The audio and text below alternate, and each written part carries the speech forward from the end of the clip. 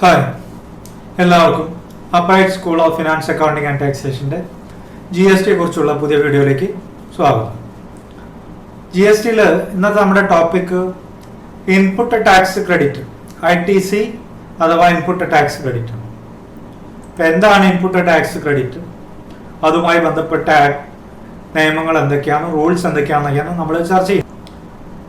ITC അഥവാ input tax credit, CGST നിയമത്തിൽ section 16 മുതൽ 21 വരെ, SGST ആയാലും ശരി, സെക്ഷൻ 16 മുതൽ 21 വരെ.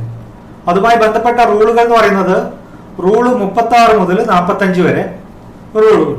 ഇത്രയും കാര്യങ്ങൾ ഇൻപുട്ട് ടാക്സ് ക്രെഡിറ്റുമായി ബന്ധപ്പെട്ടതാണ്. ഇതുകൂടാതെ പുതിയ റൂള് 86ലും ഇൻപുട്ട് ടാക്സ് ക്രെഡിറ്റിനെ പറ്റി പറയുന്നു. അപ്പോൾ സെക്ഷൻ 16 മുതൽ 21 വരെ നമ്മൾ കറക്റ്റായിട്ട് പഠിച്ചിരിക്കണം. അതേപോലെ തന്നെ റൂള് 36 മുതൽ 45 വരെ നമ്മൾ കറക്റ്റായിട്ട് പഠിച്ചിട്ടുണ്ട്. അപ്പോൾ നമ്മൾ ആദ്യം തുടങ്ങുന്നത് സെക്ഷൻ 16ലാണ്. എന്താണ് ഇൻപുട്ട് ടാക്സ് ക്രെഡിറ്റ്? സെക്ഷൻ 16ലേക്ക് പോണതിൻ്റെ മുന്നേ നമുക്ക് സെക്ഷൻ 2 സബ്സെക്ഷൻ 62ൽ അതിൻ്റെ ഡെഫിനിഷൻ കൊടുത്തിട്ടുണ്ട്. എന്താണ് ഇൻപുട്ട് ടാക്സ് എന്നാൽ എന്ത് എന്ന് കേന്ദ്ര ഗുഡ്സ് ആൻഡ് സർവീസ് ടാക്സ് നിയമത്തിൽ സെക്ഷൻ 262 അപ്പൊ 262 പറയുന്നു എന്താണ് ഇൻപുട്ട് ടാക്സ് എന്ന്. ഇൻപുട്ട് ടാക്സ് എന്ന് പറയുന്നത് ഒരു രജിസ്റ്റേർഡ് പേഴ്സണെ സംബന്ധിച്ച് സെൻട്രൽ ടാക്സ്, കേന്ദ്ര ഗവൺമെന്റിന്റെ GST, state tax, state government GST, integrated tax, കേന്ദ്രവും സംസ്ഥാനവും ചേർന്നുള്ള GST or union territory tax, union ടെറിട്ടറികളുടെ GST charged on supply of goods or services or both made to him and includes. അതായത് നമ്മൾക്ക് കിട്ടിയത്, to him എന്ന് പറഞ്ഞു, നമ്മൾക്ക് കിട്ടിയതായിട്ടുള്ള ഗുഡ്സിന്റെയോ സർവീസിന്റെയോ മുകളിൽ മറ്റുള്ള പാർട്ടി ചാർജ് ചെയ്ത കേന്ദ്ര GSTയോ സംസ്ഥാന GSTയോ ഇന്റഗ്രേറ്റഡ് GSTയോ യൂണിയൻ ടെറിട്ടറിയോ GSTയോ അതുകൂടാതെ the integrated goods and service tax charged on import of goods, goods import ചെയ്യുന്ന സമയത്ത് കൊടുക്കുന്ന GST. നമ്മൾ ഇവിടെ വിൽക്കാൻ വേണ്ടി ഗുഡ്സ് ഇമ്പോർട്ട് ചെയ്യുന്നുണ്ടെങ്കിൽ അതിന് GST കൊടുക്കണം, കസ്റ്റം ഡ്യൂട്ടി കൊടുക്കണം. അതിൽ നമ്മൾ കൊടുക്കുന്ന GSTയുടെ പാർട്ടും എന്താണ്? ഇൻപുട്ട് ടാക്സ് ആണെന്ന് പറയുന്നു. കൂടാതെ the tax payable under provisions of subsection 3, 4 of 9, 3, 4 of 9 എന്ന് പറയുന്ന റിവേഴ്സ് ചാർജ് എന്ന് പറയുന്നതാണ്. നമ്മൾ പർച്ചേസ് ചെയ്യുമ്പോൾ കൊടുക്കേണ്ട ടാക്സ്, വിൽക്കുമ്പോൾ കൊടുക്കേണ്ടല്ല, പർച്ചേസ് ചെയ്യുമ്പോൾ കൊടുക്കേണ്ട ടാക്സിനെയാണ് എന്ത് പറയുന്നത്? Reverse charge. അങ്ങനെ എന്തെങ്കിലും ടാക്സ് നമ്മളായിട്ട് കൊടുത്തിട്ടുണ്ടെങ്കിൽ അതും എന്താണ്? നമ്മുടെ ഇൻപുട്ടാണ്. നമ്മൾ സാധനങ്ങളോ സേവനങ്ങളോ വാങ്ങിക്കുമ്പോൾ കൊടുക്കുന്ന ടാക്സ് എന്ത് കൊടുക്കുന്ന ടാക്സ്, അതേപോലെ തന്നെ നമ്മൾ ഏതെങ്കിലും ഒരു ഗുഡ്സ് പർച്ചേസ് ചെയ്തതിന് മേലെ റിവേഴ്സ് ചാർജ് അടച്ചിട്ടുണ്ട്, നമ്മുടെ കയ്യിൽ നിന്ന് എടുത്ത് ടാക്സ് അടച്ചിട്ടുണ്ടെങ്കിൽ ആ ടാക്സും നമുക്ക് ഇൻപുട്ടാണ്. നമ്മൾ ഇമ്പോർട്ട് ചെയ്ത ഗുഡ്സിന് അടച്ച ടാക്സ് ഇൻപുട്ടാണ്. ഇത് തന്നെ 3, 4 of section 5 of IGST. IGST നിയമത്തിൽ റിവേഴ്സ് ചാർജിനെ പറ്റി പറയുന്നുണ്ട്. അപ്പൊ CGST നിയമത്തിൽ പറയുന്ന 9ൽ പറയുന്ന 3, 4, IGSTയിൽ 5ൽ പറയുന്ന 3, 4 ഒക്കെ റിവേഴ്സ് ചാർജ് ആണ്. ഇനി state goods and service tax act പറയുന്ന 3, 4 ഇത് ഇവിടെ ഓഫ് CGST എന്ന് പറയും. ഇപ്പൊ എല്ലാം സാധനം ഒന്നാണ്. CGSTയിൽ പറയുന്ന 3, 4, IGSTയിൽ പറയുന്നത്, SGSTയിൽ പറയുന്നത്, UTGSTയിൽ പറയുന്നു. ഇതെല്ലാം ഇൻപുട്ട് ടാക്സ് ആണ്. എന്തൊക്കെയാണ് ഇൻപുട്ട് ടാക്സ്? നമ്മൾ ഒരു സാധനമോ സേവനമോ വാങ്ങിക്കുമ്പോൾ പാർട്ടിക്ക് കൊടുക്കുന്ന ഗുഡ്സിന്റെ അല്ലെങ്കിൽ സർവീസിന്റെ കൂടെ പാർട്ടിക്ക് കൊടുക്കുന്ന ടാക്സ് നമുക്ക് ഇൻപുട്ട് ടാക്സ് ആണ്. അതല്ലാതെ നമ്മൾ ഗുഡ്സ് ഇമ്പോർട്ട് ചെയ്യുമ്പോൾ കസ്റ്റംസിൽ അടയ്ക്കുന്ന, കസ്റ്റം ഡ്യൂട്ടിയുടെ ഉപരിയായി അടയ്ക്കുന്ന IGST നമുക്ക് ഇൻപുട്ട് ടാക്സ് ആണ്. ഇത് മാത്രമല്ല, റിവേഴ്സ് ചാർജ് വരുന്ന വല്ല കാര്യങ്ങളും നമ്മൾ പർച്ചേസ് ചെയ്യുമ്പോൾ നമ്മൾ പാർട്ടിക്ക് കാശ് കൊടുക്കും, സർക്കാരിലേക്ക് ടാക്സ് അടയ്ക്കും. ആ അടയ്ക്കുന്ന ടാക്സും നമുക്ക് എന്താണ്? ഇൻപുട്ട് ടാക്സ് ആണ്. കേന്ദ്ര ഗുഡ്സ് നിയമപ്രകാരം അടയ്ക്കുന്ന ടാക്സ് ആയാലും, സംസ്ഥാന ഗുഡ്സ് ആൻഡ് സർവീസ് ടാക്സ് നിയമപ്രകാരം അടയ്ക്കുന്ന ടാക്സ് ആയാലും, union territory goods and service tax പ്രകാരം അടയ്ക്കുന്ന ടാക്സ് ആയാലും, integrated goods and service tax പ്രകാരം അടയ്ക്കുന്ന ടാക്സ് ആയാലും ശരി, ഏത് പ്രകാരം റിവേഴ്സ് ചാർജിൽ നമ്മൾ ടാക്സ് അടച്ചാൽ അത് നമ്മുടെ എന്താണ്? ഇൻപുട്ട് ടാക്സ് ആണ് എന്ന് പറയുന്നു. ഇനി അടുത്തത് പറയുന്നത് 263 പറയുന്നത് എന്താണ്? ഇൻപുട്ട് ടാക്സ് ക്രെഡിറ്റ് എന്നാണ്. ITC നമ്മൾ പറയുന്നത് ഇൻപുട്ട് ടാക്സ് ക്രെഡിറ്റ്. അപ്പൊ ക്രെഡിറ്റ് എന്ന് പറയുന്നത് ഒന്നുമില്ല, ഇതിൽ പറഞ്ഞത് means credit of input tax. Input ഈ പറഞ്ഞ ടാക്സിന്റെ ക്രെഡിറ്റ്, അതായത് നമുക്ക് സർക്കാർ തിരിച്ചു തരുന്ന കാശ്. ഈ കാശൊക്കെ നമ്മൾ അടച്ചതാണ്. നമ്മൾ പാർട്ടിയുടെ അടുത്ത് വാങ്ങിയ ടാക്സ് പാർട്ടിയുടെ അടുത്ത് കൊടുത്തിട്ടുണ്ടാവും. ഇമ്പോർട്ട് ചെയ്താൽ കസ്റ്റംസിലേക്ക് ടാക്സ് അടച്ചിട്ടുണ്ടാവും. ഇനി റിവേഴ്സ് ചാർജ് പ്രകാരമാണ് നമ്മൾ സർക്കാരിലേക്ക് നേരിട്ട് ടാക്സ് അടച്ചത്.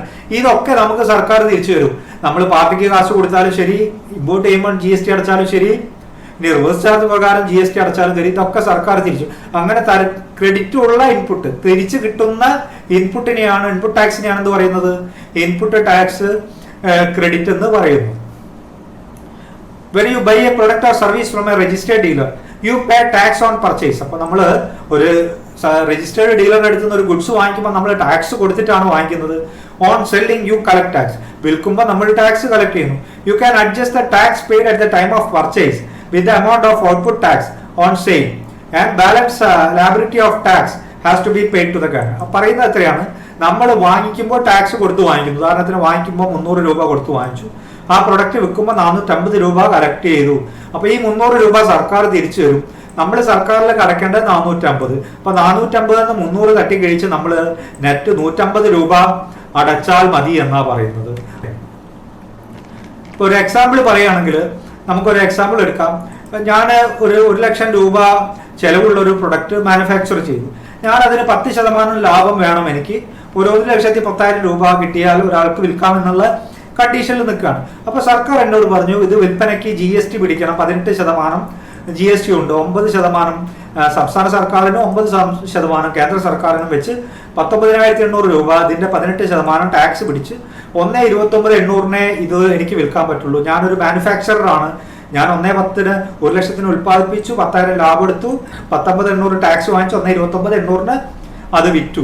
എൻ്റെ അടുത്ത് നിന്ന് വാങ്ങുന്ന ഹോൾസെയിലർ 1,29,000 വാങ്ങിച്ചാലും ഈ 19,800 ടാക്സ് സർക്കാർ ഈ ഹോൾസെയിലർക്ക് തിരിച്ചു കൊടുക്കും. തിരിച്ചു കിട്ടുന്ന ടാക്സ് ആയതുകൊണ്ട് ചെലവിൽ എഴുതണ്ട. ഈ തിരിച്ചു കിട്ടാത്ത 1,10 ചെലവ് കാണിക്കേണ്ടുള്ളൂ. 1,10ന്റെ കൂടെ 10% ലാഭം കൂട്ടി 1,21 ഇത് ഹോൾസെയിലർക്ക് വിൽക്കാം. പക്ഷെ അവിടെ വിൽക്കുമ്പോഴും എന്ത് കളക്ട് ചെയ്യണം, GST കളക്ട് ചെയ്യണം. 9% സംസ്ഥാനത്തിനും 9% കേന്ദ്രത്തിനും 18% 21,780 രൂപ കളക്ട് ചെയ്യണം. അപ്പൊ ഈ ഹോൾസെയിലറെ സംബന്ധിച്ച് 21,780 രൂപ കളക്ട് ചെയ്തു, 19,800 രൂപ വാങ്ങുമ്പോൾ കൊടുത്തു. അപ്പൊ 21,780 നിന്ന് എന്ത് ചെയ്താൽ മതി, ഈ 19,800 കിഴിച്ച് ബാക്കി കാശ് 1,980 അടച്ചാൽ മതി. ഇതെങ്ങനെ അടയ്ക്കണം എന്നുള്ളത്, കാരണം ഇത് അടയ്ക്കേണ്ടത് പകുതി സംസ്ഥാനത്തിനും പകുതി കേന്ദ്രത്തിനും 990 വെച്ചിട്ടാണ്. അതായത് 10,890 9,900 കഴിച്ചാൽ 990. അതേമാതിരി കേന്ദ്രത്തിനും 10,890 9,900 കഴിച്ചാൽ 990. അങ്ങനെ 990 എന്നുള്ള നിലയ്ക്ക് കേന്ദ്രത്തിനും സംസ്ഥാനത്തിനും ടാക്സ് അടച്ചു കൊടുക്കുക. കാരണം ഇൻപുട്ട് സർക്കാർ നമുക്ക് കാശായിട്ട് തരൂല. നമുക്ക് എന്താണ്, നമ്മുടെ ഔട്ട്പുട്ട്, നമ്മൾ വിൽപ്പനയുടെ ടാക്സ് നിന്ന് അഡ്ജസ്റ്റ് ചെയ്യാം. അപ്പൊ ഞാൻ പറയുന്നത് ഇൻപുട്ട് ടാക്സ് എന്ന് പറയുമ്പോൾ നമ്മൾ വാങ്ങിക്കുമ്പോൾ കൊടുക്കുന്ന ടാക്സ് ആണ്. ഔട്ട്പുട്ട് ടാക്സ് എന്ന് പറയുമ്പോൾ നമ്മൾ വിൽക്കുമ്പോൾ കളക്ട് ചെയ്യുന്ന ടാക്സ് ആണ്. നമ്മൾ വിൽക്കുമ്പോൾ കളക്ട് ചെയ്യുന്ന ടാക്സ് സർക്കാരിലേക്ക് അടയ്ക്കണം. പക്ഷെ അത് അടയ്ക്കുന്നതിന്റെ മുന്നേ നമുക്ക് എന്ത് ചെയ്യാം, നമ്മൾ വാങ്ങിക്കുമ്പോൾ കൊടുത്ത ടാക്സ് അതിലേക്ക് തട്ടി കഴിക്കാം. ഇതിനെയാണ് എന്താ പറയുന്നത്, input tax credit set of എന്ന് പറയുന്നത്. ഇനി നമ്മുടെ അടുത്ത വിഷയം എന്ന് പറഞ്ഞാൽ, നമുക്ക് ഏതൊക്കെ വാങ്ങുന്ന എല്ലാ ഗുഡ്സിനും സർവീസിനും നമ്മൾ കൊടുക്കുന്ന കാശിന് ടാക്സ് കൊടുത്താൽ അതൊക്കെ നമുക്ക് ഇങ്ങനെ തട്ടിക്കിഴിക്കാൻ പറ്റുമോ എന്നുള്ളതാണ് നമ്മുടെ വിഷയം.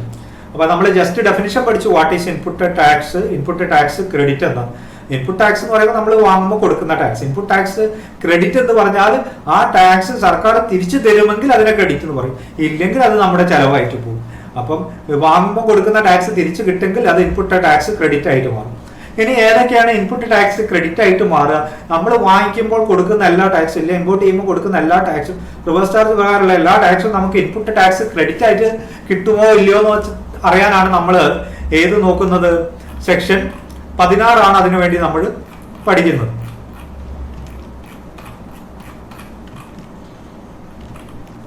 അപ്പൊ സെക്ഷൻ 16 എന്ത് പറയുന്നത്, eligibility and condition for taking input tax credit. നിങ്ങൾക്കൊരു ബില്ലിൽ നമ്മൾ കൊടുത്ത ടാക്സ് ഇൻപുട്ട് ക്രെഡിറ്റ് ആക്കി എടുക്കണമെങ്കിൽ അതിനുള്ള എലിജിബിലിറ്റി എന്താണെന്നാണ് നമ്മളോട് സെക്ഷൻ 16 പറയുന്നത്. അപ്പൊ 16 പഠിച്ചു കഴിഞ്ഞാൽ നമുക്കറിയാം നമുക്ക് ഒരു ബില്ലിലുള്ള ടാക്സ് എടുക്കാൻ എലിജിബിൾ ആണോ അല്ലേ എന്നുള്ളത് ജനറൽ ആയിട്ട് 16 16, 15, 17, 18 പഠിച്ചാലേ സത്യത്തിൽ അത് മുഴുവനായിട്ട് പറ്റുമല്ലോ എന്നുള്ളത് നമുക്ക് അറിയുള്ളൂ. ചിലത് എടുത്തിട്ട് തിരിച്ചു കൊടുക്കേണ്ടതുണ്ടാവും. എന്തായാലും എടുക്കണം എന്നുണ്ടെങ്കിൽ സെക്ഷൻ 16 പാസ്സാവണം. 16 പറയുന്ന കാര്യങ്ങൾ പാസ്സായാലും എടുക്കാൻ പറ്റുള്ളൂ. അപ്പൊ 16 എന്തൊക്കെയാ പറയുന്നത് നമുക്ക് നോക്കാം. എവരി രജിസ്റ്റേർഡ് പേഴ്സൺ, ആദ്യം പറയുന്നത് രജിസ്റ്റേർഡ് പേഴ്സണ് മാത്രമേ എന്തിന് അർഹതയുള്ളൂ, ഒരു ഇൻപുട്ട് ടാക്സ് ക്രെഡിറ്റ് എടുക്കാൻ അർഹതയുള്ളൂ. അപ്പൊ ആദ്യം പറയുന്ന ഫസ്റ്റ് പോയിന്റ് എന്ന് പറയുന്നത് that is every registered person എന്നാ പറയുന്നത്. അപ്പൊ നമുക്ക് അങ്ങോട്ട് എടുക്കാം. ഫസ്റ്റത്തെ പോയിന്റ് എന്താണ്? He should be a registered person under GST.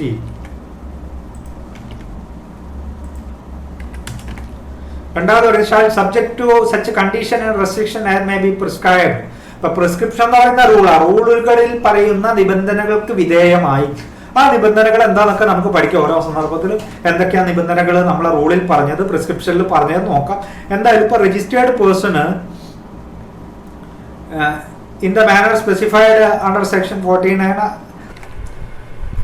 Section 49 എന്ന് പറയുന്നത് ടാക്സ് പേയ്മെന്റുമായി ബന്ധപ്പെട്ട സെക്ഷനാണ്. ഇപ്പൊ ടാക്സ് ഇൻപുട്ടായിട്ടോ അല്ലാണ്ടോ അടയ്ക്കുന്നതിനെ പറ്റി പറയുന്ന സെക്ഷനാണ്. Be entitled to take credit of input tax charged on any supply of goods or service or both to him. അതായത് be entitled to take, എന്താ അർഹതയുണ്ട്, രജിസ്റ്റേർഡ് പേഴ്സൺ അർഹതയുണ്ട് എന്തിന്റെ മേലെ? Input tax credit charge on, അയാൾക്ക് charge ചെയ്ത്, അതായത് അയാൾ വാങ്ങിച്ച ഗുഡ്സിന്റെയോ സർവീസിന്റെയോ മേലെയുള്ള ഇൻപുട്ട് ടാക്സ് ക്രെഡിറ്റ് ഒരു രജിസ്റ്റേർഡ് പേഴ്സൺ എടുക്കാൻ അർഹതയുണ്ട്. എപ്പോൾ? Which are used or intended to be used in the course or furtherance of his business and the said amount shall be credited to the electronic credit ledger of such a person. അപ്പൊ പറയുന്നതാണ് അയാൾ വാങ്ങിക്കുന്ന ആ goods, അതായത് registered person ആണെങ്കിൽ registered person വാങ്ങിക്കുന്ന goods ഇല്ലെങ്കിൽ service എന്തിനാണ് യൂസ് ചെയ്യുന്നത്, ഇല്ലെങ്കിൽ യൂസ് ചെയ്യാൻ ഉദ്ദേശിക്കുന്നത് in the course or furtherance of his business, ബിസിനസിനോ ഇല്ലെങ്കിൽ ബിസിനസിന്റെ വളർച്ചയ്ക്കോ വേണ്ടി ആയിരിക്കണം എന്നാണ് പറയുന്നത്. അപ്പൊ രജിസ്റ്റേർഡ് പേഴ്സൺ വാങ്ങിക്കുന്ന എല്ലാത്തിനും എന്തില്ല, ഇൻപുട്ട് ക്രെഡിറ്റ് ആയിട്ട് നമുക്ക് ക്രെഡിറ്റ് ആയിട്ട് എടുക്കാൻ പറ്റൂല. എന്തിനേ പറ്റുള്ളൂ? ബിസിനസ് ആവശ്യത്തിന് വാങ്ങുന്നതോ ഇല്ല ബിസിനസ് ആവശ്യത്തിന് ഉപയോഗിക്കുന്നതോ ഇല്ല ഉപയോഗിക്കാനോ വേണ്ടി വാങ്ങുന്നത് മാത്രമേ രജിസ്റ്റേർഡ് പേഴ്സണ് എന്ത് കിട്ടുള്ളൂ, ഇൻപുട്ട് കിട്ടുള്ളൂ. ഇപ്പൊ ഞാനൊരു രജിസ്റ്റേർഡ് പേഴ്സൺ ആണ് എന്ന് വിചാരിച്ച് എന്റെ വീട്ടിലേക്ക് ടെലിവിഷൻ വാങ്ങിച്ചാൽ ആ ടെലിവിഷന് കൊടുക്കുന്ന ടാക്സ് എനിക്ക് ബിസിനസ്സിൽ ഇൻപുട്ട് കിട്ടൂല. ബിസിനസ്സിൽ ഇൻപുട്ട് കിട്ടണമെങ്കിൽ രജിസ്റ്റേർഡ് പേഴ്സൺ ബിസിനസ് ആവശ്യത്തിന് വാങ്ങുന്ന പ്രൊഡക്റ്റ് മാത്രമേ ഇൻപുട്ട് കിട്ടൂ. പിന്നെ വാങ്ങിക്കുന്നത് പാർട്ടി റിട്ടേൺ ഫയൽ ചെയ്താൽ നമ്മുടെ ക്രെഡിറ്റ് ലെഡ്ജറിലേക്ക് നമ്മൾ അത് റിട്ടേൺ ഫയൽ ചെയ്യുമ്പോൾ കയറും എന്നാ പറയുന്നത്. ഇപ്പൊ രണ്ട് കാര്യം മനസ്സിലാക്കുന്നു. ഒരു രജിസ്റ്റേർഡ് പേഴ്സൺ മാത്രമേ ഇൻപുട്ട് ടാക്സ് കിട്ടുള്ളൂ. ആ രജിസ്റ്റേർഡ് പേഴ്സൺ തന്നെ വാങ്ങുന്ന എല്ലാത്തിനും കിട്ടൂല. ഇൻ ദ കോഴ്സ്, ബിസിനസിന്റെ കോഴ്സിനോ അല്ലെങ്കിൽ ബിസിനസിന്റെ വികസനത്തിനോ വേണ്ടി വാങ്ങുന്ന ഗുഡ്സിനോ സർവീസിനോ മാത്രമേ ഇൻപുട്ട് കിട്ടുള്ളൂ. അതാണ് ആ 16(1) പറഞ്ഞത് രണ്ട് കാര്യങ്ങൾ. ഇന്ന് 16(2) പറയുന്നു എന്തൊക്കെ പറഞ്ഞാലും ശരി, ഒരു registered person no registered person shall be entitled to credit any input tax in respect of any supply of goods or service. ഒരു രജിസ്റ്റേർഡ് പേഴ്സണും ഇൻപുട്ട് എടുക്കാൻ പാടില്ല അൺലസ് ഏത് താഴെ പറഞ്ഞ കാര്യങ്ങൾ പാലിക്കാത്ത പക്ഷം. ഇപ്പൊ നേരത്തെ പറഞ്ഞ രണ്ട് കാര്യം മാത്രം നോക്കിയാൽ പോരാ. സബ്സെക്ഷൻ 2 പറയുന്ന 4 കാര്യങ്ങൾ കൂടി പറയുന്നുണ്ട്. ABCD എന്ന് പറയുന്ന 4 കാര്യങ്ങൾ കൂടി പറയും. അപ്പൊ ആ രണ്ട് കാര്യങ്ങൾ ഒരു രജിസ്റ്റേർഡ് പേഴ്സൺ ബിസിനസ് ആവശ്യത്തിന് വാങ്ങിച്ചാൽ മാത്രം പോരാ, താഴെ പറയുന്ന 4 കാര്യങ്ങൾ കൂടി സാറ്റിസ്ഫൈ ചെയ്താൽ മാത്രമേ ഈ ടാക്സ് എന്തുള്ളൂ, ഇൻപുട്ട് ടാക്സ് ക്രെഡിറ്റ് ആയിട്ട് കിട്ടുള്ളൂ. അപ്പൊ 4 കാര്യങ്ങൾ എന്താന്ന് നോക്കാം. ഒന്നാമതായിട്ട് പറയുന്നു, he is in possession of tax invoice or debit note issued by a supplier registered under this act or other such tax paying document as may be prescribed. അപ്പൊ അടുത്ത പറയുന്നത് നമ്മുടെ കയ്യിൽ എന്തുണ്ടാവണം, നമ്മൾ വാങ്ങിച്ച ഗുഡ്സിന്റെ ടാക്സ് ഇൻവോയ്സോ ഇല്ലെങ്കിൽ ഡെബിറ്റ് നോട്ടോ എന്തെങ്കിലും ഉണ്ടാവണം എന്ന് പറയുന്നു. അപ്പം അടുത്തതായിട്ട് മൂന്നാമതായിട്ട് പറയുന്നത് എന്താണ്? മൂന്നാമതായിട്ട് എന്ന് പറഞ്ഞാൽ 16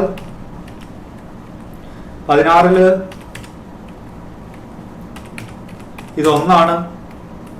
സബ്സെക്ഷൻ 1 ഇത് രണ്ടും പറയുന്നത്. സബ്സെക്ഷൻ 2 പറയുന്ന ഇതിൽ പറയുന്ന ഒന്ന് പറയുന്ന ഒന്നാമത്തെ പോയിന്റ്, ഒന്ന് പറയുന്ന രണ്ടാമത്തെ പോയിന്റ്. ഇത് സബ്സെക്ഷൻ 2 പറയുന്ന ഒന്നാമത്തെ പോയിന്റ് അഥവാ നമ്മുടെ മൂന്നാമത്തെ പോയിന്റാണ്. നമ്മുടെ കയ്യിൽ ഇൻവോയ്സ് വേണം, ഇല്ലെങ്കിൽ എന്ത് വേണം, അത് സെയിൽസ് റിട്ടേൺ വന്ന ഡെബിറ്റ് നോട്ട് വേണം. രണ്ടില് ഇല്ലെങ്കിൽ GST മറ്റെന്താ ഡോക്യുമെന്റ് പറയാം, ആ ഡോക്യുമെന്റ് വേണം. ഡോക്യുമെന്റ് അപ്പൊ ഞാനൊരു രജിസ്റ്റേർഡ് പേഴ്സൺ ആയി ബിസിനസിന് വാങ്ങിച്ചാൽ പോരാ, ബില്ലില്ലാത്ത കാര്യം നമ്മൾ ക്ലെയിം ചെയ്യാൻ പാടില്ല. നമ്മളെടുത്ത് ഡോക്യുമെന്റ് ഉണ്ടെങ്കിലേ ക്ലെയിം ചെയ്യാൻ പാടുള്ളൂ എന്നാ പറയുന്നത്. പിന്നെ പറയുന്നു he has received the goods or services or both. അത് മാത്രമല്ല, നമ്മൾക്ക് ഗുഡ്സ് കിട്ടിയിട്ടുണ്ടാവണം. വെറുതെ ബില്ല് മാത്രം വാങ്ങിച്ച് കയ്യിൽ വെച്ചാൽ പോരാ, നമ്മൾ അഡ്ജസ്റ്റ്മെന്റ് ചെയ്തിരുന്നാൽ പോരാ, നമ്മുടെ കയ്യിൽ എന്തുണ്ടാവണം, അതിന്റെ ഇൻവോയ്സ് കിട്ടണം എന്ന് നാലാമതായിട്ട് പറയുന്നു. അതായത് സബ്സെക്ഷൻ 2 രണ്ടാമതായിട്ട് പറയുന്നു he has received the goods, നമുക്ക് ഗുഡ്സ് കയ്യിൽ കിട്ടിയിട്ടുണ്ടാവണം എന്ന് പറയുന്നു. It shall be deemed that the registered person has received the goods where the goods are delivered by the supplier to recipient or any other person on the direction of such person, whether acting as agent or otherwise, before or during the movement of goods, either by way of transfer or document of title or goods or otherwise. അപ്പോൾ പറയുന്നതാണ്, നമുക്ക് goods കിട്ടണം എന്ന് പറഞ്ഞാൽ യഥാർത്ഥത്തിൽ നമുക്ക് കിട്ടണം എന്ന് നിർബന്ധമില്ല. ഇപ്പൊ നമ്മള് ഒരു ഗുഡ്സ് ഒരാൾ നമ്മളെടുത്ത് നിന്ന് ഓർഡർ ചെയ്തു, നമ്മളെടുത്ത് ആ പ്രൊഡക്റ്റ് ഇല്ല, നമ്മൾ വാങ്ങുന്ന ആളോട് പറഞ്ഞു നിങ്ങൾ അത്യാവശ്യമുള്ള ഗുഡ്സാണ്, നേരിട്ട് ഇന്ന പാർട്ടിയുടെ അടുത്ത് കൊടുത്തോളൂ, ഞങ്ങൾ പറഞ്ഞിട്ടുണ്ട് കാശ് ഞാൻ തരാമെന്ന് ഓർഡർ ചെയ്താൽ ഈ ഗുഡ്സ് എൻ്റെ അടുത്ത് വന്നിട്ടല്ല പാർട്ടിക്ക് പോണത്, തേർഡ് പാർട്ടിക്ക് പോണത്. എന്നിരുന്നാലും എനിക്കത് കിട്ടിയതായി കരുതപ്പെടുമെന്നാണ് GST പറയുന്നത്. കിട്ടിയിട്ടില്ലെങ്കിലും കിട്ടിയതായിട്ട് കരുതപ്പെടും. അങ്ങനെ തേർഡ് പാർട്ടി ഇൻസ്ട്രക്ഷനിൽ പോവുകയാണെങ്കിൽ അത് കിട്ടിയതായിട്ട് കരുതപ്പെടും എന്നാണ് പറയുന്നത്. ഒരു ഉദാഹരണം പറയുകയാണെങ്കിൽ എ എന്ന് പറയുന്ന ഒരു പാർട്ടി ബി എന്ന് പറയുന്ന ആളടുത്താണ് യൂഷ്വലി വാങ്ങുന്നത്. എ സിക്ക് സാധാരണ ഗുഡ്സ് വിൽക്കാറുണ്ട്. സി എനോട് പറഞ്ഞു ചില ഗുഡ്സ് ആവശ്യപ്പെട്ടു, പക്ഷെ എന്റെ ഗോഡൌണിൽ അതില്ല, ബിയുടെ അടുത്തുനിന്ന് വാങ്ങിക്കാം. അപ്പൊ ബിയുടെ അടുത്ത് എ വാങ്ങിച്ച് സിയിലേക്ക് എത്തുമ്പോഴത്തേക്ക് ടൈം കുറെ പോണോണ്ട് എ ബിനോട് പറഞ്ഞു നിങ്ങൾ ഗുഡ്സ് നേരെ സിക്ക് ഡെലിവറി ചെയ്തോളൂ, എന്റെ അടുത്തേക്ക് കൊണ്ടുവന്നാൽ നേരിട്ട് അവിടെ കൊടുത്താൽ മതി, കാശ് ഞാൻ തരാം എന്ന് പറഞ്ഞു. ഇങ്ങനെയാണെങ്കിൽ എക്ക് ഗുഡ്സ് കിട്ടുന്നില്ലെങ്കിലും ഇവിടെ പറയുന്നു ബി എക്ക് സപ്ലൈ ചെയ്തതായിട്ട് കരുതപ്പെടും, അതിനുശേഷം എ സിക്ക് സപ്ലൈ ചെയ്തതായിട്ട് കരുതപ്പെടും. ബി ഗുഡ്സ് സിക്ക് കൊടുത്താലും ഇൻവോയ്സ് കൊടുക്കേണ്ടത് എക്കാണ്, എ വേറൊരു ഇൻവോയ്സ് സിക്ക് കൊടുക്കണം എന്നാണ് പറയുന്നത്. അപ്പൊ ഗുഡ്സ് കിട്ടണം എന്നാലേ എന്ത് പറ്റുള്ളൂ, ഇൻപുട്ട് ക്ലെയിം ചെയ്യാൻ പാടുള്ളൂ. ഇതിന് വേറൊരു കാര്യം ലോജിക്ക് സർക്കാർ ഉദ്ദേശിച്ചത് എന്താന്ന് വെച്ചാൽ, ചില സമയങ്ങളിൽ ഉദാഹരണത്തിന് എ ഉണ്ട് ബി ഉണ്ട്, ഇവർ രണ്ടാളും നല്ല റിലേറ്റഡ് പാർട്ടികൾ, അറിയുന്ന ആളുകളാണ്. എയെ സംബന്ധിച്ച് ഒരു മാസം അവസാനിക്കുന്ന സമയത്ത് ഒരു 2 ലക്ഷം രൂപ കയ്യിൽ ഇൻപുട്ട് കൂടുതലാണ്, ടാക്സ് അടയ്ക്കാനൊന്നുമില്ല. ഉദാഹരണത്തിന് മാർച്ച് മാസം സെയിൽ കുറവായതുകൊണ്ട് പർച്ചേസ് കൂടുതലാണ്, അതുകൊണ്ട് ഇൻപുട്ട് ITC ആണ്, ഇൻപുട്ടാണ് കൂടുതൽ. സെറ്റ് ഓഫ് ചെയ്തപ്പോൾ ഇനിയും സെറ്റ് ഓഫ് ചെയ്യാനാണ്, അപ്പൊ അടുത്ത മാസത്തേക്ക് അത് സെറ്റ് ഓഫ് ചെയ്യാൻ വേണ്ടി മാറ്റി വെക്കാം. ബിയെ സംബന്ധിച്ച് ഒരു 50,000 രൂപ ടാക്സ് അടയ്ക്കാനുണ്ട്, മാർച്ച് മാസം. എനെ സംബന്ധിച്ച് 2 ലക്ഷം രൂപ ഇൻപുട്ട് കൂടുതലാണ്, ബിനെ സംബന്ധിച്ച് 50,000 ടാക്സ് അടയ്ക്കാനുണ്ട്. അപ്പൊ ഇവർ രണ്ടാൾ അറിയുന്നതായതുകൊണ്ട് ബി എന്നോട് പറഞ്ഞു നീ ഒരു കാര്യം ചെയ്യണം, ജസ്റ്റ് ഒരു ഇൻവോയ്സ് എന്റെ പേരിൽ അടിക്കുക. ഏത് 50,000 രൂപ ടാക്സ് വില വരുന്ന ഒരു ഇൻവോയ്സ്, 50,000 രൂപ ടാക്സ് വരണമെന്നുണ്ടെങ്കിൽ 12% GST ആണെങ്കിൽ 2,77,777 രൂപയുടെ ഒരു സെയില് എ ബിക്ക് അടിക്കുന്നു. ഇതിന്റെ മേലെ ടാക്സ് 18% ടാക്സ് അടക്കും. ഇങ്ങനെ ഒരു ഇൻവോയ്സ് കൊടുക്കുന്നു, ആ ഇൻവോയ്സ് ബിക്ക് കിട്ടുന്നു. അപ്പൊ എന്ത് സംഭവിക്കുന്നു, എനെ സംബന്ധിച്ച് 50,000 രൂപ ടാക്സ് അടയ്ക്കാൻ വരും. ഓൾറെഡി 2 ലക്ഷം രൂപ ഇൻപുട്ട് ഉള്ള എക്ക് 50,000 രൂപ വന്നു കഴിഞ്ഞാലും ബാക്കി 1,50,000 രൂപ പിന്നെ ഇൻപുട്ട് ബാക്കിയായിരിക്കും. ഇനി ബിനെ സംബന്ധിച്ച് 50,000 രൂപ അടയ്ക്കാണ്ടായിരുന്നു, അതൊരു ഇൻവോയ്സ് കിട്ടിയോടുകൂടി ഇൻപുട്ട് സെറ്റ് ഓഫ് ചെയ്തപ്പോൾ ടാക്സ് ഒന്നും അടയ്ക്കാനില്ല. ഇവിടെ സർക്കാരിനാണ് നഷ്ടം. ഇവിടെ ഒരു അഡ്ജസ്റ്റ്മെന്റ് നടത്തി, ഇത് മാർച്ച് 31 ഒരു ബില്ലടിച്ചു,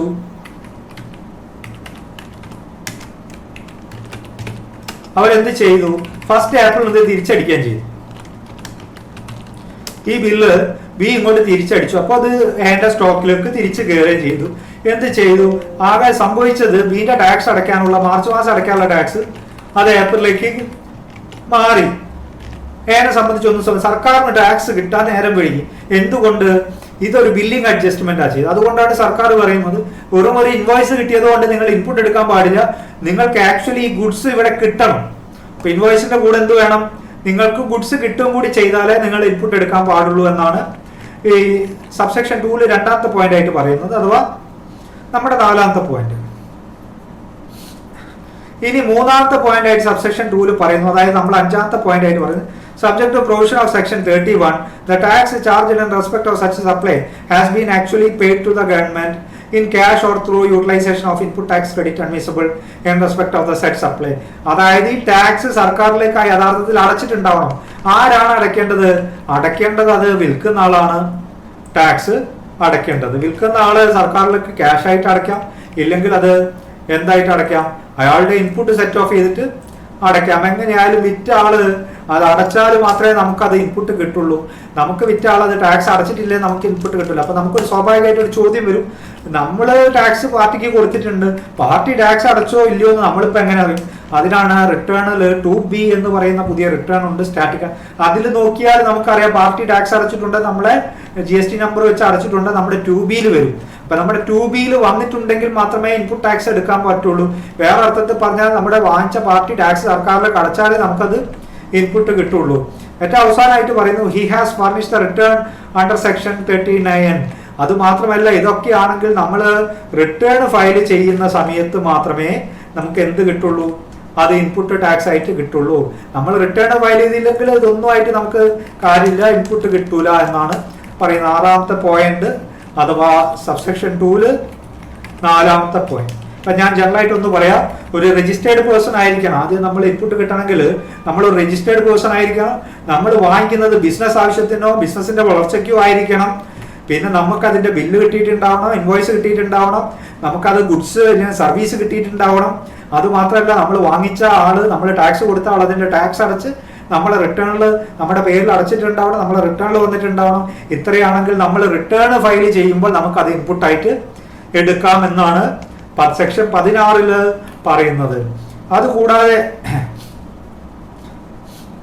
സെക്ഷൻ 16 പറയുന്നു provided that where the goods against an invoice are received in lots or installment, the registered person shall be entitled to take credit upon receipt of last lot or installment. അപ്പൊ നമുക്കൊരു സാധനം goods നമ്മൾ വാങ്ങിച്ചു, അത് 3 വണ്ടിയിലാണ് കൊണ്ടുവരുന്നത്. ആദ്യത്തെ load വന്നു മാർച്ച് 31-ാം തീയതി, മാർച്ച് 31 വന്നു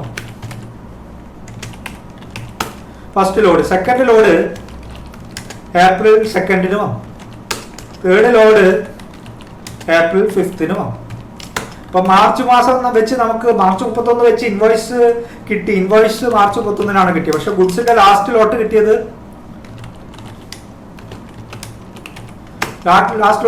ഏപ്രിലാണ്. അപ്പൊ മാർച്ച് മാസം നമുക്ക് ഇത് ഇൻപുട്ട് എടുക്കാൻ അർഹതയില്ല. മാർച്ച് മാസം ഇൻവോയ്സ് ഡേറ്റ് ഉണ്ടെങ്കിലും ഗുഡ്സ് കിട്ടിയ ലാസ്റ്റ് ലോട്ട് എന്ന് പറയുന്നത് ഏപ്രിൽ മാസം ആയതുകൊണ്ട് ഏപ്രിൽ മാസത്തെ റിട്ടേൺ ഫയൽ ചെയ്യുമ്പോൾ അതിന്റെ കൂടെ മാത്രമേ ഇത് ഇൻപുട്ട് ആയിട്ട് എടുക്കാൻ പാടുള്ളൂ എന്നാണ് പറയുന്നത്. അപ്പൊ ഗുഡ്സ് ഇൻസ്റ്റാൾമെന്റ് ആയിട്ടോ ലോട്ടായിട്ടോ കിട്ടുകയാണെങ്കിൽ ഏറ്റവും അവസാനത്തെ ലോട്ടും കിട്ടിക്കഴിഞ്ഞതിന് ശേഷമേ നമ്മൾ അത് ഇൻപുട്ട് ക്ലെയിം ചെയ്യാൻ പാടുള്ളൂ. അതുവരെ നമ്മൾ ആ ബില്ല് അവിടെ വെച്ച് പെൻഡിങ് വെക്കണം എന്നാണ് പറയുന്നത്. ഇനി അടുത്തത് ഒരു പ്രധാനപ്പെട്ട പോയിന്റാണ്, പല ആളുകളും ശ്രദ്ധിക്കാത്തതും അത്ര പ്രാധാന്യം കൊടുക്കാത്തതുമായുള്ള പോയിന്റാണ്. പക്ഷെ പ്രധാനപ്പെട്ട നിയമത്തിൽ അങ്ങനെ ഒരു കാര്യമുണ്ട്. Provider further that where a recipient fails to pay to the supplier, അതായത് ഗുഡ്സ് വാങ്ങിച്ച ആള് സപ്ലയർക്ക് കാശ് കൊടുക്കാൻ ഫെയിൽ ആയാൽ, കാശ് കൊടുക്കാതിരുന്നാൽ, other than supply on which tax is payable on reverse charge basis, reverse charge പ്രകാരമുള്ളതിന്റെ കാശ് കൊടുക്കാനുള്ള, സാധാരണ നമ്മൾ ഒരാളെടുത്ത് നിന്ന് വാങ്ങിച്ചിട്ട് കാശ് കൊടുത്തില്ല, അതാണ് ഫെയിൽസ് എന്ന് പറയുന്നത്. അപ്പം സപ്ലയർ ഗുഡ്സ് സപ്ലൈ ചെയ്തു, പക്ഷെ റെസിപ്പിയന്റ് എന്താണ്? ഫെയിലായി. വാങ്ങിച്ച ആള് കാശ് കൊടുത്തില്ല. The amount towards the value of supply along with tax payable thereon. അപ്പൊ നമ്മൾ ഗുഡ്സിന്റെ കാര്യം ടാക്സ് ഒന്നും കൊടുത്തില്ല പാർട്ടിക്ക്. Within A period of 180 days, അതായത് 180 ദിവസമായിട്ട് നമ്മൾ കാശൊന്നും കൊടുത്തിട്ടില്ല. വാങ്ങിച്ചു 180 ദിവസം, ഇൻവോയ്സ് പറഞ്ഞ ഡേറ്റ് കഴിഞ്ഞ് 180 days ആയിട്ടും നമ്മൾ കാശ് കൊടുത്തിട്ടില്ലെങ്കിൽ, from the date of issue of ഇൻവോയ്സിന്റെ ഡേറ്റ് കഴിഞ്ഞ് 180 days ആയിട്ട് നമ്മൾ കാശ് കൊടുത്തിട്ടില്ലെങ്കിൽ, an amount equal to the input tax credit availed by the recipient shall be added to output tax liability. നമ്മൾ അന്ന് പർച്ചേസ് ചെയ്യുമ്പോൾ നമ്മൾ പൈസ കൊടുത്തിട്ടില്ലെങ്കിലും പാർട്ടി റിട്ടേൺ ഫയൽ ചെയ്താൽ നമുക്ക് ഇൻപുട്ട് കിട്ടും. പാർട്ടി കയ്യിൽ നിന്ന് എടുത്ത് ടാക്സ് അടയ്ക്കണം. പക്ഷെ നമ്മൾ പാർട്ടിക്ക് കാശ് കൊടുത്തില്ല, 150 ദിവസമായിട്ടും കാശ് കൊടുത്തിട്ടില്ലെങ്കിൽ നമ്മൾ പണ്ടെടുത്ത ഇൻപുട്ട് നമ്മൾ സർക്കാരിലേക്ക് തിരിച്ചു കൊടുക്കണം. ഈ 6 മാസത്തെ ഇൻട്രസ്റ്റ് അടക്കം എലോങ് വിത്ത് ഇൻട്രസ്റ്റ് അടക്കം നമ്മൾ സർക്കാരിലേക്ക് തിരിച്ചു കൊടുക്കണമെന്ന് പറയുന്നു. ഒരു പ്രധാനപ്പെട്ട റൂളാണ്. GST റിട്ടേൺ ഫയൽ ചെയ്യുമ്പോൾ നമ്മൾ പാർട്ടി അക്കൗണ്ട് എടുത്ത് നോക്കണം. ഏതെങ്കിലും പാർട്ടിക്ക് കാശ് കൊടുക്കാത്തതുണ്ടോ, 6 മാസമായിട്ടും കാശ് കൊടുത്തിട്ടില്ലെങ്കിൽ അതിന് 6 മാസം മുന്നേ ഉള്ള എടുത്ത ഇൻപുട്ട് നമ്മൾ തിരിച്ചു കൊടുക്കണം. അത് മാത്രമല്ല, ഈ 6 മാസത്തേക്ക് 24% വെച്ച് പലിശയും നമ്മൾ അടച്ചു കൊടുക്കേണ്ടതാണ് എന്ന് പറയുന്നു. Provide also that the recipient shall be entitled to avail the credit of input tax on payment made by him of the amount towards the value of supply of goods or services or both along with the tax payable there. നീ പാർട്ടായിട്ട് നമ്മൾ കാശ് കൊടുത്തിട്ടുണ്ടെങ്കിൽ 1 ലക്ഷത്തിന് വാങ്ങിച്ച് 50,000 കൊടുത്തിട്ടുണ്ടെങ്കിൽ ആ 50,000ന്റെ ഭാഗം നമുക്ക് എടുക്കാം. നമ്മൾ എത്ര പോർഷനാണോ കൊടുക്കാത്തത് നമ്മൾ സർക്കാരിലേക്ക് തിരിച്ചു കൊടുക്കണം. പലിശ സഹിതം 24% പലിശ സഹിതം തിരിച്ചു കൊടുക്കണം. അതാണ് 16(2) പറയുന്ന അടുത്തൊരു പോയിന്റ്. പിന്നെ അക്കൗണ്ടൻസി പഠിച്ച ആൾക്ക് വളരെ റെലവെന്റ് അല്ലാത്ത ആളുകൾ നിയമത്തിൽ എന്തായാലും അങ്ങനെയുണ്ട്. Where the registered person has claimed depreciation on tax component of the cost of capital goods and plant and machinery under the provision of Income Tax Act, the input tax on asset tax component shall not be allowed. നമ്മളൊരു capital goods വാങ്ങിച്ചു. ഉദാഹരണത്തിന് ഞാനൊരു missionary വാങ്ങിച്ചു, 10 ലക്ഷം രൂപ കൊടുത്തൊരു missionary വാങ്ങിച്ചു. അതിൻ്റെ മേലെ 18% ടാക്സും കൊടുത്തു. മൊത്തം 11,80,000 കൊടുത്ത് വാങ്ങിച്ച മിഷനറിയാണ്. സ്വാഭാവികമായിട്ട് ഈ 1,80,000 രൂപ എനിക്ക് ITC ആയിട്ട് എടുക്കും. പക്ഷെ ഞാൻ അക്കൗണ്ട് ചെയ്യുന്ന സമയത്ത് ഇത് മിഷനറിയുടെ, ഇത് GST, ഇത് ഇൻവോയ്സ് വാല്യൂ. സ്വാഭാവികമായിട്ട് ഞാൻ അക്കൗണ്ട് ചെയ്യുന്നത് മെഷീനറി എന്ന് പറഞ്ഞ് 11,80,000 ആണ് മിഷനറി അക്കൗണ്ടിനെ ഡെബിറ്റ് ചെയ്തിട്ട് പാർട്ടിയെ ക്രെഡിറ്റ് ചെയ്യുന്നതെങ്കിൽ ഇത്തരം സന്ദർഭത്തിൽ എനിക്ക് എന്തില്ല, ഈ സംഖ്യ ഇൻപുട്ടായിട്ട് കിട്ടൂല എന്നാണ് പറയുന്നത്. അതായത് ടാക്സ് കോമ്പണന്റ് നമ്മൾ അസറ്റ് കാണിച്ച് അതിന് തേയ്മാനം ഡിപ്രീസിയേഷൻ എടുക്കുക എന്നാണ് പറയുന്നത്. ഡിപ്രീസിയേഷൻ ക്ലെയിം ചെയ്യണമെന്നുണ്ടെങ്കിൽ capital along with payment towards ക്ലെയിമിന്റെ ഡിപ്രീസിയേഷൻ, അതായത് ഡിപ്രീസിയേഷൻ എടുക്കാന്ന് പറഞ്ഞാൽ ഇത് അസറ്റാക്കി കാണിച്ചാലേ അസറ്റിന് നമ്മൾ എന്ത് ചാർജ് ചെയ്യുള്ളൂ സർ. ഇതിന്റെ പ്ലാന്റ് മിഷനറിക്ക് 15% ഇൻകം ടാക്സ് ഡിപ്രീസിയേഷൻ. ഇപ്പൊ 1.77 ഡിപ്രീസിയേഷൻ എന്ന് പറഞ്ഞാൽ ഈ 11.80 1.80 ഉണ്ട്. പക്ഷെ അക്കൗണ്ടൻസിയിൽ നമുക്കറിയാം, അക്കൗണ്ടന്റിന് പ്രകാരം നമുക്ക് ഇങ്ങനെ അക്കൗണ്ട് ചെയ്യാൻ പറ്റില്ല. ഇത് ഇൻപുട്ടായിട്ട് കിട്ടണമെങ്കിൽ നമ്മൾ അതിനെ കിട്ടാനുള്ളത് പോലെ വേറെ കാണിക്കണം. നമ്മൾ എങ്ങനെ തന്നെ അക്കൗണ്ട് ചെയ്യണം? Missionary account debit input CGST അല്ലെങ്കിൽ ഒന്നായിട്ട് GST എന്ന് കൊടുക്കുന്നു ടു പാർട്ടി. നമുക്ക് ഇങ്ങനെ തന്നെ അക്കൗണ്ട് ചെയ്താല് ഈ ഇൻപുട്ടിനെ സെപ്പറേറ്റ് കാണാൻ പറ്റുള്ളൂ എന്നതാണ് സത്യം. അക്കൗണ്ടൻസി പ്രകാരം, അക്കൗണ്ടൻസി കറക്റ്റ് പഠിച്ചാൽ അത് റെലവെന്റ് അല്ല. ഇങ്ങനെ സെപ്പറേറ്റ് കാണിച്ചാൽ എൻട്രി പാസ് ചെയ്താൽ നിങ്ങൾക്ക് ഇത് എടുക്കാം. ഇങ്ങനെ എൻട്രി ഇട്ടാൽ നിങ്ങൾക്ക് ഇതിന്റെ ഇൻപുട്ട് ക്ലെയിം ചെയ്യാൻ പാടില്ല എന്നാണ് അവിടെ പറയുന്നത്. അതാണ് 16 സബ്സെക്ഷൻ 3 പറയുന്നത്. ഇനി സബ്സെക്ഷൻ 4 അവസാനത്തെ സബ്സെക്ഷൻ ആണ്. Registered person shall not be entitled to take input credit in respect of any invoice or debit note for supply of goods, service or both after the due date of furnishing return under section 39 for the month of September. ഞാനിവിടെ പറയുന്നു month of September. ഇവിടെ നമ്മൾ ചർച്ച ചെയ്യുന്ന വിഷയം input credit, input tax credit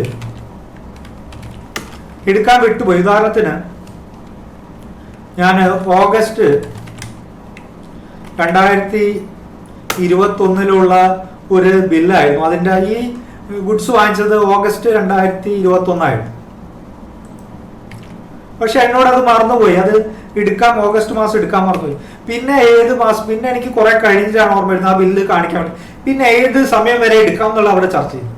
പറയുന്നത് September മാസം, September following the end of financial year. ഇപ്പൊ ഫിനാൻഷ്യൽ ഇയർ കഴിഞ്ഞുള്ള സെപ്റ്റംബർ, അതായത് ഇത് ഞാനൊന്ന് ഓഗസ്റ്റ് 20 ആക്കുന്നു, നമുക്ക് ചർച്ച ചെയ്യാം. ഓഗസ്റ്റ് 20 വാങ്ങിച്ചാണ്. ഇപ്പോൾ ഓഗസ്റ്റ് 20 ഫിനാൻഷ്യൽ ഇയർ എന്ന് പറയുന്നത് 1/4/2020 മുതൽ 31/3/2020. അപ്പോൾ ഈ ഫിനാൻഷ്യൽ ഇയർ കഴിയുന്നത് മാർച്ച് 31/2021. അത് കഴിഞ്ഞിട്ടുള്ള സെപ്റ്റംബർ എന്ന് പറഞ്ഞാൽ ഏതാണ്? September 2021. April 21, May, June, July ഒക്കെ കഴിഞ്ഞ് സെപ്റ്റംബർ 2021. ഇപ്പൊ ഫിനാൻഷ്യൽ ഇയർ കഴിഞ്ഞിട്ടുള്ള September 21 return under section. Return file ചെയ്യുന്ന ഡേറ്റ് എന്ന് പറഞ്ഞാൽ സ്വാഭാവികമായിട്ട് 20th ഇല്ലെങ്കിൽ 22 ഒക്ടോബർ ആണ്. 20th 22 ആവും. നമ്മൾ സമയാസമയങ്ങളിൽ മാറ്റം ഉണ്ടാവും. അപ്പൊ സെപ്റ്റംബർ മാസത്തെ റിട്ടേൺ ഫയൽ ചെയ്യുന്ന ഒക്ടോബർ 21.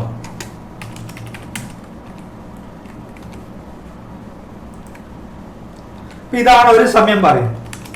നിങ്ങൾക്ക് ഈ ഓഗസ്റ്റ് മാസം മിസ്സായാലും അത് മെയ്, ജൂൺ, ജൂലൈ കഴിഞ്ഞ് അടുത്ത മാസം സെപ്റ്റംബറിലെ റിട്ടേണിൽ വരെ നമുക്ക് കാണിക്കാം.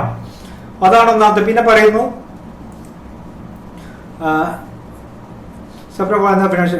such invoice involved related to the debit not pertains or furnishing the relevant annual return. രണ്ടാമത്തെ ഡേറ്റ് പറയുന്നത് ഇത് ഫസ്റ്റ് ഡേറ്റ് ആണ്. രണ്ടാമത്തെ സെക്കൻഡ് ഡേറ്റ് പറയുന്നത് ആനുവൽ റിട്ടേൺ ഫയൽ ചെയ്യുന്നത്. ആനുവൽ റെലവന്റ് ആനുവൽ റിട്ടേൺ, അതായത് ഈ വർഷത്തെ ആനുവൽ റിട്ടേൺ ഫയൽ ചെയ്യുന്ന ഡേറ്റ്, ഫയൽ ചെയ്യാനുള്ള സ്വാഭാവിക date 31/12/2021. Which ever is earlier, ഏതാണോ ആദ്യം. ഇപ്പൊ 31/12/2021 ആണോ അല്ലെങ്കിൽ 20/10/2021 ആണോ ആദ്യം? സ്വാഭാവികമായിട്ട് ഒക്ടോബർ. അപ്പൊ നമ്മൾ വിചാരിക്കും പിന്നെന്തിനാ അത് കൊടുത്തത്. പക്ഷെ ഒരു കാര്യം, ഇത് ആനുവൽ റിട്ടേൺ ഫയൽ ചെയ്യാനുള്ള ലാസ്റ്റ് ഡേറ്റ് ആണ്. സപ്പോസ് നമ്മൾ ആനുവൽ റിട്ടേൺ ജൂലൈ 31/7/2021 ചെയ്തു എന്ന് വിചാരിക്കാം. ഇതിന്റെ ആനുവൽ റിട്ടേൺ ജൂലൈയിൽ ചെയ്താൽ പിന്നെ ഇത് എടുക്കാൻ നിങ്ങൾക്ക് പറ്റില്ല. ആനുവൽ റിട്ടേൺ ചെയ്ത് കഴിഞ്ഞാൽ പിന്നെ എടുക്കാൻ പറ്റില്ല. ആനുവൽ റിട്ടേൺ ചെയ്തിട്ടില്ലെങ്കിൽ പരമാവധി അടുത്ത വർഷം സെപ്റ്റംബർ മാസത്തെ റിട്ടേൺ വരെ നിങ്ങൾക്ക് ഈ ഇൻപുട്ട് ക്ലെയിം ചെയ്യാം. ഇത്രയും കാര്യങ്ങളാണ് സെക്ഷൻ 16 നമുക്ക് എന്തിനെ പറ്റി പറഞ്ഞിട്ടുള്ളത്, ഇൻപുട്ടിനെ പറ്റി പറഞ്ഞു. ഇനി 17 പറയുന്നത് ഈ എടുത്ത ഇൻപുട്ടിൽ ചിലതൊക്കെ സർക്കാരിന് തിരിച്ചു കൊടുക്കണം. ഇങ്ങനെയൊക്കെയാണ്. നമ്മൾ രജിസ്റ്റേർഡ് പേഴ്സൺ ആണ്, ബിസിനസ് ആവശ്യത്തിന് വാങ്ങി, ബില്ലുണ്ട്, ഗുഡ്സ് കിട്ടി, കൗണ്ടർ പാർട്ടി ടാക്സ് അടച്ച് നമ്മൾ റിട്ടേൺ ഫയൽ ചെയ്തു, നമ്മൾ 180% കാശ് കൊടുത്തു, ലാസ്റ്റ് ലോട്ട് കിട്ടി, ഡിപ്രിസിയേഷൻ എടുത്തിട്ടില്ല, സമയത്തൊക്കെ എടുത്തിട്ടുണ്ടോ, അങ്ങനെയൊക്കെ ആണെങ്കിലും ചിലത് സർക്കാരിലേക്ക് തിരിച്ചു കൊടുക്കണം. അതിനെ പറ്റിയിട്ടാണ് സെക്ഷൻ 17 പറയുന്നത്. അതിനെപ്പറ്റി നമുക്ക് അടുത്ത വീഡിയോയിൽ ചർച്ച ചെയ്യാം. ഇത്രയും കാര്യങ്ങളാണ് സെക്ഷൻ 16 ഇൻപുട്ട് ടാക്സ് ക്രെഡിറ്റിനെ പറ്റി പറയുന്നത്. അപ്പൊ ഇനി ഒരുപാട് കാര്യങ്ങൾ നമുക്ക് ഇൻപുട്ട് ടാക്സ് വേണ്ടി ചർച്ച ചെയ്യാനുണ്ട്. നെക്സ്റ്റ് വീഡിയോയിൽ ഇത്രയും കാര്യങ്ങളെ പറ്റി ചർച്ച ചെയ്യാം. Okay, by.